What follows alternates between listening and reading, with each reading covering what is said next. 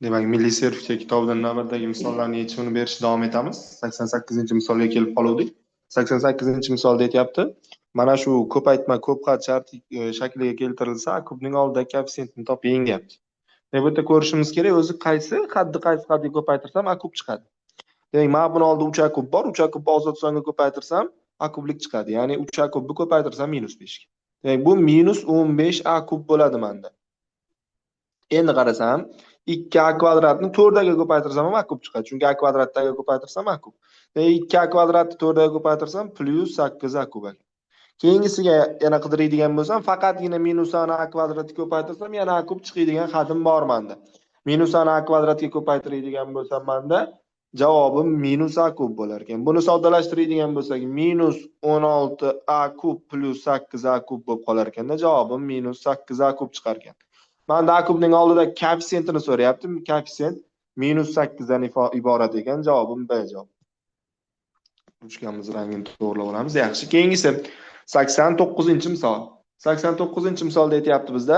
Mana shu bu 8x kub -10x kvadrat -3x -3 taqsim 2x + 1 mana shu ko'rinishda ko'pxatga teng ekan. Ya'ni buni bunga bo'lganimda mana shunaqa javob chiqar ekan. Mendan so'rayapti b - a - c ni. Demak, men buni ustun shaklda bo'laman. Ya'ni 8x kub -10x kvadrat -3x -3 ni bo'lar ekanman 2x + 1 ga. Ustuncha bo'lishni bilamizki, bo'lishga o'xshab bitta xatini yo'q qilib boraveramiz. Birinchi 8x kubni yo'q qilishim kerak, u uchun 4x kvadrat beraman. 4x kvadrat beradigan bo'lsam 8x kub plus 4x kvadrat bo'lib qoladi. Endi ayirib olaman, mana plus ekan shartida. Ayirib oladigan bo'lsam 6x kvadrat -3x -3 qoladi. Endi 6x kvadratni yo'q qilishim kerak, u uchun bu yoqqa plus 3x berar ekan. 3x beradigan bo'lsam 6x kvadrat plus 3x bo'ladi menda. Men bunga ko'paytirsam. Ayirib oladigan bo'lsam -6x -3. Buni yo'q qilishim uchun bu yoqqa -3 bersam yetarli. Demak, menda 4x kvadrat plus 3x -3 teng bo'lib qoldi. ax kvadrat plus bx plus c ko'rinishiga. Mendan b - a - c ni so'rayapti. Xatma-xat keltirib qo'ysam bu yerda a ni 4ligi ko'rinadi, b ni 3ligi ko'rinadi, c ni -3ligi. Endi 3 dan 4 ayirishim kerak ekanda -3 ham ayirishim kerak ekan. Buni hisoblab ko'rsam javobim yana 3 chiqar ekan. Chiqadimiz -1. Yo'q, javobim 2 chiqar ekan. Demak, hisoblasak javobimiz 2 chiqar ekan. Bu C javobda. 90-misolga o'tdik. 90-misolda x teng kubinchi ilzosida 4 bo'lsa, x shuni soddalashtirishimiz kerak. Demak, mana bu ikkalasini avval bir-biriga ko'paytirib ko'ring. Ya'ni buni ham mana x kvadrat plus 1 plus x ko'paytirilgan. X kvadrat plus 1 minus x shaklida oling. Endi qarasangizlar, mana buni a, mana buni b deydigan bo'lsa, a plus b, a minus b ni beryapti bu. Ya'ni x kvadrat plus 1 ning kvadrati minus x kvadrat. Buni ochib chiqadigan bo'lsak, x4 plus 2x kvadrat plus 1 minus x kvadrat bo'ladi menda. Buni soddalashtirsam x ning 4-inchisi plus x kvadrat plus 1 ekan. Ana endi mana shu x4 plus x kvadrat plus 1 ni x kvadrat minus 1 ga ham ko'paytirishimiz kerak. Bu menda a kub minus b kub formulasiga tushib turibdi. Ya'ni a minus b a kvadrat plus ab plus b kvadrat. A ni joyida x kvadrat kelyapti, x kvadratning kubi minus b ni joyida 1 kelyapti, 1 ni kubi. Bu ham x6 minus 1. X menda kubinchi ilzosida 4 deydi. Kubinchi ilzosida 4 ning 6-inchisi minus 1. Buni hisoblasam 16 minus 1 bo'lib 15 chiqar ekan menda B javob deydi. 91-misolga e'tibor beringlar. 3 ning x-inchisi plus 3 ning y-inchisi barobar 12 deyapti. Va 3 ning x plus y-inchisi barobar 24 ligi ham bor. Bizdan 9 ning x-inchisi plus 9 ning y-inchisini topish kerak. Demak, bu yerda o'zimizga savol berishimiz kerak. Men buni qanaqa qilib hosil qilsam bo'ladi? Ya'ni 9 x-inchisi plus 9 y-inchisini nima qilsam shu narsani berib qoladi. Demak, qaranglar, mana shu joyni shuni kvadratga ko'tarib yuborsam, 3 kvadrati mana 9 bo'ladi-da, ya'ni 9 ning x-inchisi bo'ladi. Plus 2 ko'paygan 3 ning x-inchisi ko'paygan 3 ning y-inchisi bo'ladi plus. Ana endi 3 y-inchisini kvadrat 9 ning y-inchisi bo'lib qoladi. 144 ekan. Endi e'tibor bersangiz, mana bu 3 ning x plus y-inchisi degan 3 ning x-inchisi ko'paygan 3 ning y-inchisi 24 ga teng. 24 ga keltirib qo'yadigan bo'lsam, 9 x-inchisi plus 9 y-inchisi plus 2 ko'paygan 24 barobar 144 bo'lib qoladi. Bu yerdan 9 x-inchisi plus 9 y-inchisini topsam men 96 chiqar ekan, 144 minus 48 bo'lib qolar ekan. Yaxshi. Keyingi misolimiz 92. M ning qanday qiymatlarida 2x kvadrat minus 3x plus m ifoda x plus 1 ga qoldiqsiz bo'linadi deyapti. Buni ikki xil usulda ishlasak bo'ladi. Birinchi bo'lib ishlaymiz. Ya'ni 2x kvadrat minus 3x plus m ni bo'lamiz ustuncha x plus 1 ga. Birinchi 2x kvadrat yo'q qilishim kerak, 2x beraman. 2x beradigan bo'lsam 2x kvadrat plus 2x chiqadi. Ayirib oladigan bo'lsam minus 5x plus m chiqadi. Endi mana bu minus 5x yo'q qilishim kerak, u uchun minus 5 beraman. Minus 5 bersam minus 5x minus 5 chiqadi.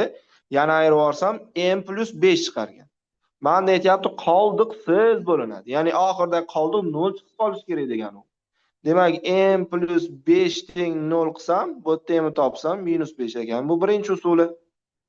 Endi ikkinchi usulda nima qilamiz? M ning qanday qiymatlarida? Demak 2x kvadrat minus 3x plus m ni x plus 1 ga bo'lganimda qanaqadir p + x ko'p qat qolsin deyman. Qoldig'i 0 bo'lgani uchun plus qolgani shart emas. Demak endi hammasini o'rniga x lar o'rniga minus 1 beraman, chunki mana bu qismi yo'q bo'lishi kerak menda. Minus 1 beradigan bo'lsam, bu yoq 2 bo'ladi, plus 3 bo'lib ketadi. Plus m barobar 0, bu yerdan ham mni topsam minus 5 ekan. Farqi yo'q o'quvchilar, qaysi biri qulayroq bo'lsa o'sha usulda ishlab ketaverar ekanlik misollarni. Keyingisi 93-savolda aytyapti. Quyidagilardan qaysi biriga bo'linmaydi? Ya'ni mana bulardan qaysi biriga bo'linmaydi deb savol beryapti. Buni soddalashtirib olishimiz kerak. Plus 9 dan 9 olib chiqamiz. 4x4 plus 1 bo'lib qoladi. Ana endi buni ham 9 ko'paytirilgan 4x kvadratni qo'shib ayirmoqchiman. Ko'paytuvchiga ajralish uchun boshqacha yo'li yo'q. Qisam buni ham 9 ko'paygan. Mana bu narsa 2x kvadrat plus 1 ning kvadrati menda. Minus bu yog'i 2x ning kvadrati. Demak, buni a kvadrat minus b kvadratga tashlasam 9 ko'paygan 2x kvadrat minus 2x plus 1 2x kvadrat plus 2x plus 1 chiqib qolar ekan. Ana endi mendan so'rayapti, qaysi biri bo'luvchisi emas. Demak, mana bunga bo'liniryapti, ko'rinib turibdi. Bunga ham bo'linyapti. Ana endi men 3 kara 3 qilib 3 ni men bunga ko'paytirib yuborsam, bunga ham bo'linadi. Lekin D javobga hech qanaqasiga bo'linmas ekan. 94. X plus y teng 12 va x kvadrat minus y kvadrat barobar 16 bo'lsa, mana shuni qiymatini top deb bizga savol beryapti. Qaranglar, tepada ham pastga ham mahraj berib o'raman. Tepada menda x plus y taqsim x ko'paygan y bo'lib qolar ekan. Pastda esa y minus x taqsim x ko'paygan y bo'lib qolar ekan. X ylarni tashlab yuborsam, x plus y taqsim y minus x chiqar ekan. Surat mahrajini x plus 1 y ga ko'paytirib yuboraman. Demak, tepada x plus y ning kvadrati, pastda esa y kvadrat minus x kvadrat chiqadi. X plus y o'rniga 12 ni qo'ysam, 12 ning kvadrat taqsim mahraj minus 16 ga teng. Buni hisoblasam 144 taqsim minus 16, javobim minus 9 ekan. Bu B javobda. Keyingi misolimiz 95. A, B, C sonlari uchun mana shu tenglik o'rinli bo'lsa, buni qiymatini topishimiz kerak. Yaxshi. Demak, buni bu yoqqa qaysi usulda ko'paytirib yuboradigan bo'lsam, 4a minus 6b minus 4c barobar 12a minus 6b minus 3c bo'lib qolar ekan. 6b larni qisqartirsam-da a ni bu yoqqa, c ni bu yoqqa bo'lsam, minus 8a barobar c chiqib qolar ekan. Demak, men c larni o'rniga minus 8a ni qo'yishim kerak. A kvadrat plus minus 8a ning kvadrati taqsim a ko'paygan minus 8a. E'tibor beradigan bo'lsak, minus 8a ning kvadrati 64a kvadrat, qo'shsam 65a kvadrat taqsim mahrajni ko'paytirsam minus 8a kvadrat. A kvadratlar qisqartirsam minus 65 taqsim 8 ekan. Javobim 96 ga e'tibor beringlar. Demak, mana shuni soddalashtirishim kerak. Yana buni a kvadrat minus b kvadratga qo'ymoqchiman. Bir marta a kvadrat minus ab plus b kvadratdan ayiraman mana buni. A kvadrat hammasi minus bo'lib ketadi. Minus b kvadrat. Endi bir marta qo'shaman a kvadrat minus ab plus b kvadratga a kvadrat plus ab plus b kvadratni plus 2a kub b turaveradi. Endi e'tibor bersanglar, a kvadratlar ketdi, b kvadratlar ketdi. Bu yoqda minus 2ab qolar ekan. Bu yoqda ablar ketsa 2a kvadrat plus 2b kvadrat qolar ekan. Plus 2a kub b turaveradi. Buni ochib chiqamiz endi har biriga ko'paytirib ochib chiqsam minus 4a kub b bo'ladi. Minus 4ab kub plus 2a kub b ekan. Men bilan buni soddalashtirsam minus 2a kub b qoladi. minus 4ab kub chiqar ekan javobim. Bu javobimiz C variantda. 97-misolga qaranglar. Mana shuni yana soddalashtirishim kerak. Demak, 2 taqsim x minus 3 ko'paygan x minus 1 dan boshlayman. Buni mana buni qaranglar, buni ayirib ko'ramiz. Ayirsak 2 chiqyapti. Mana bu suratdagisiga teng. Demak, men buni 1 taqsim x minus 3 ayrilgan 1 taqsim x minus 1 qilsam bo'lar ekan. Xohlasangizlar makhraj berib soddalashtirib ko'ramiz. Bunga x minus 1, bunga x minus 3 beradigan bo'lsak, x minus 1 minus x plus 3 taqsim x minus 3 x minus 1 bo'lib qoladi. Mana bu x'lar qisqarib ketadigan bo'lsa, 2 taqsim x minus 3 x minus 1 bo'lib qoladi. Bo'ldi. Demak, shu bo'yicha hammasini soddalashtirsam, bu menda 1 taqsim x minus 3 minus 1 taqsim x minus 1 bo'ldi. Ko'paytirilgan. Mana bu 1 taqsim x plus 2 minus 1 taqsim x plus 5 bo'ladi. Plus mana bu esa 1 taqsim x plus x minus 1 ayrilgan 1 taqsim x plus 5 bo'lib qoladi. Endi buni men qavslarni ochadigan bo'lsam 1 taqsim x minus 3 minus 1 taqsim x minus 1 minus 1 taqsim x plus 2 plus 1 taqsim x plus 5 plus 1 taqsim x minus 1 minus 1 taqsim x plus 5 chiqar ekan. Bu yoqda x plus 5lar qisqarar ekan, x minus 1lar qisqarar ekan.